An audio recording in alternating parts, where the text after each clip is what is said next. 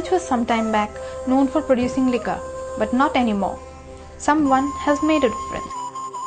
Most people in the village belong to Bodo community and live hand to mouth. The men usually do not have a fixed source of income. But the 32-year-old Padma Bodo, despite a difficult childhood and a not very educated background, believes in being a change maker. She took training in weaving and brought together with the help of Gramya Vikas Manch and Netvi 30 village women to what they called the Bagurumba Weaving Center, where these enthusiastic women weave and earn a living for the families. আগতে আমাৰ গাঁওখনৰ এনেকুৱা আছিল কিছুমান চুলাই মদ বিক্ৰী কৰিছিল বা বনাই কেনে কিছুমান পিছপৰা মহিলাবিলা বা বিধৱা মহিলাবিলা ঠিক এই চুলাই বনোৱাৰী দি খাই কিছুমানে বিধৱা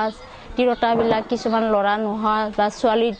থাকাবিলাক ইদি লৰা ছোৱালীবিলাক কিছু শিক্ষা দীক্ষা দিব পাৰিছে আৰু এই চুলাই মদেদি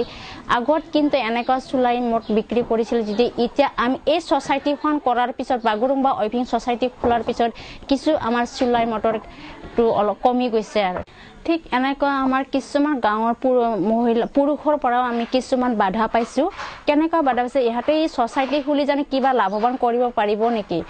ই দেখাইছে হেতে কি কৰিব পাৰিব কালিতে নহয় নাইকা হৈ যাব হেনেকা বুলি আমাক কয় আৰু কিছুমান মহিলাৰ পৰাও আমি ডিস্টাৰ্ব পাইছো কিছুমানে কয় আৰু ইয়াতে চলাব জানিব না 30 জন মহিলা কিছুমানে কিবা কলে ইয়াতে খঙতে জানো কিবা এটা বছৰমাৰ হৈ যাব সেই বুলি কিছুমানে কয় আৰু দেখাইছে হেতে আৰু কিছুমান আমাক বাহিৰত গলে কয় আৰু হেতে বাহিৰত কি আছে আপিছলি কিয় বাহিৰত এমান ঘুৰি ফুৰি থাকে আমাৰ মহিলা 30 জন মহিলা গৰাকী এনেকা হল তামে পিছপৰা কথা কবও না জানে কিছু শিক্ষাও না জানে একবাৰ লাজতে কথা কব পাৰিলা লাজতে তাৰ কথা নকয় সেই কাৰণে আমি কিছুমান মহিলাবিলাক আগবাঢ়ি আহক বা লাজ ভয় বিলা